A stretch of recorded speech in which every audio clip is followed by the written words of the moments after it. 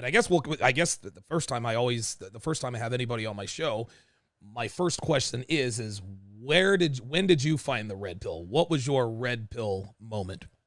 Yeah. So basically, for me, what happened was I had always known about these uncomfortable truths when it comes to intersexual dynamics, but because I grew up in a Muslim household, right. My father was a leader. My mom respected him.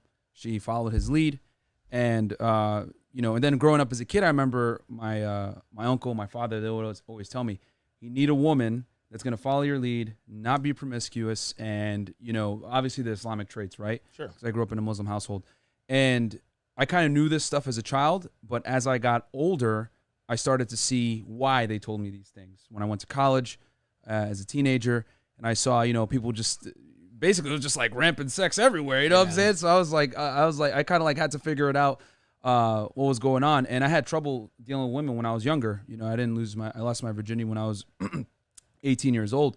So, wait a minute. Let me stop you right there. See that? Listen, this is what the black pillars jump on. Myron Gaines didn't lose his virginity until he was 18 years old. I knew he was a simp. I knew he was no good. Exactly. Prom night too, to make it even more cliche. But hey man, if ever there's a time to lose it, that would be it. Yeah, prom night. So basically, and then I went to college. I was an athlete in college. I went to Northeastern University in Boston. I rode Division I there. And basically, as an athlete, I kind of got to see, because I always say college is like a miniature world, where social status, obviously there's athletes, there's frat guys, whatever.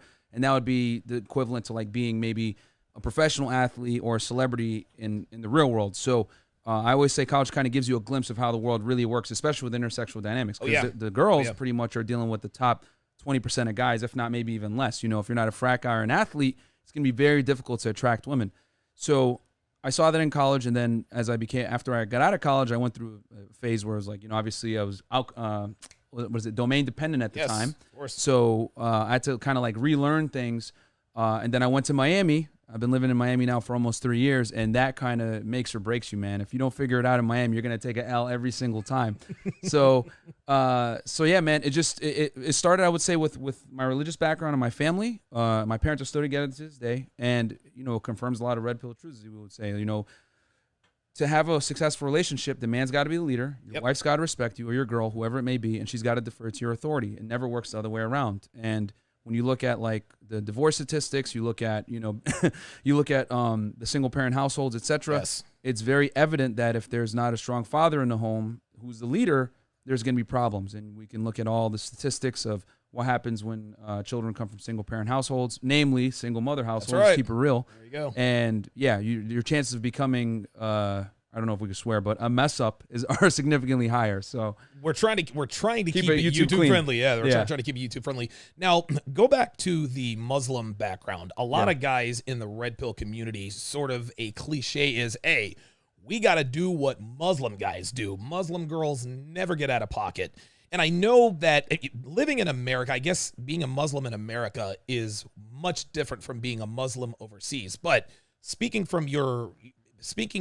I guess from a Muslim standpoint, living in the United States, are Muslim girls in pocket? Are they out of pocket? Are they succumbing to the girl power movement ways? What's going on there? I mean, obviously it's the Islamic countries are getting more and more westernized. Abu American definitely, speaks about this all the time on his stuff. You guys should all check him out, Abu American on Twitter. But,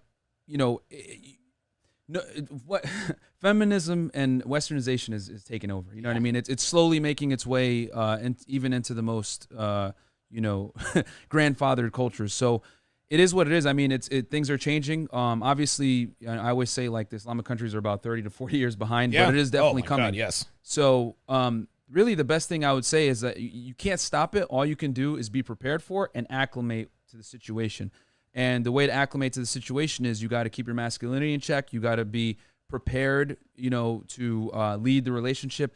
And quite frankly, if you buy into the, this egalitarian type thing we got going on right now, you're going to take an L, especially with your relationships, because despite what feminism says, women want to be led by a strong masculine male. There's a reason why 50 Shades of Grey is like one of the most popular books among women, like the proof's in the pudding, the proof's in the pudding, and let's look at the character that's the main one in the book. It's Christian Grey, who's a tall, good looking, affluent male, and he's dominant. You know, Right. he's very dominant, and women get turned on by that because women are. It's an innate instinct for them to follow strong leadership of a male. So as long as guys can internalize that, you know, and basically not adhere to the BS of equality and all this other stuff within the confinements of a relationship. I'm all for women entering the workplace, making their own money, etc. But when it comes to a romantic relationship, it never works when the woman's in a leadership position. It's always got to be the man, you know, because I always say, if a woman leads, yeah, she'll lead you to the end of the relationship. So, so yeah. Listen, I think, and what you just said is absolutely true. Donovan Sharpe, I am all for women in the workplace. I am all for women sleeping around. Listen, if you want to share your body with hundreds of men, by all means, baby girl, do you. Yep. If you're on a search for Christian Grey, please don't let me stop you. But understand that for every sequence, there is a consequence. Yes. You cannot have it both ways. Yes. On the other side of that coin, we as men, we can't have it both ways. We can't want to defer to a woman's authority, but then expect her to look at us as the leader. A lot of guys think, well, I want a woman to respect me as a man. But then you turn around and say, well, happy wife, happy life. My wife is the boss. It doesn't work that way. There is always a price to be paid. As far as women are concerned, you can go into the workforce. Just understand that the more material success that you achieve, the higher you climb that corporate ladder, the more you shrink your pool of potential suitors. By all means, go out, make your money, buy all the toys, do all the traveling, but at some point that bill is going to come due.